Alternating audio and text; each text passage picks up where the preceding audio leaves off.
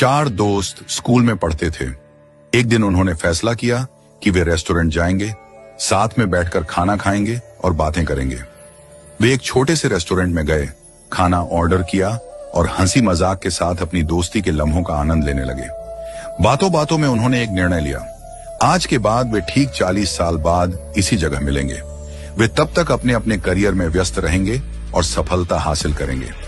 शर्त यह थी कि जो सबसे देर से पहुंचेगा वही पूरे खाने का बिल चुकाएगा। समय बीतता गया। चारों दोस्त अपनी अपनी जिंदगी में आगे बढ़ गए। कोई बिजनेसमैन बना, कोई वकील, कोई जज और कोई अध्यापक। सभी अपने कार्य क्षेत्र में सफलता की ऊंचाइयों को छूने लगे। 40 साल बाद अब वह छोटा सा रेस्टोरेंट एक भव्य 5 स्टार होटल बन चुका था और वहां काम करने वाला एक साधारण वेटर अब उस होटल का मालिक बन चुका था। वह भी उस दिन का इंतजार कर रहा था।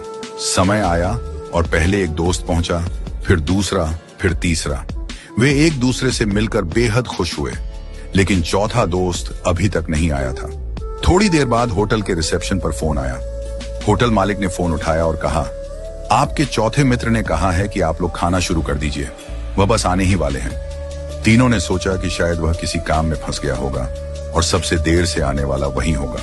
उन्होंने भोजन किया, पुरानी यादें ताजा की, अपनी अपनी जिंदगी के अनुभव बांटे। काफी देर बीत गई, लेकिन चौथा दोस्त नहीं आया। जब बिल मंगवाने का समय आया तो होटल मालिक ने कहा, बिल पहले ही चुका दिया गया है। तीनों हैरान हुए। किसने? होटल मालिक ने जवाब दिया, आपके मित्र ने।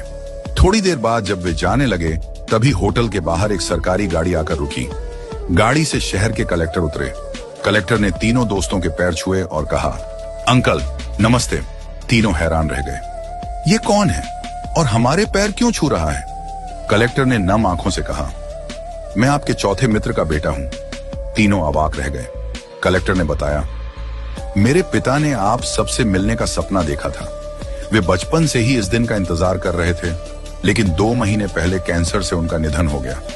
मरने से पहले उन्होंने मुझसे कहा था कि अगर मैं उस दिन जीवित न रहूं तो तुम मेरी जगह वहां जाना। उन्होंने कहा था, मैं सबसे ज्यादा देर से आऊंगा, इसलिए बिल भी मैं ही चुकाऊंगा।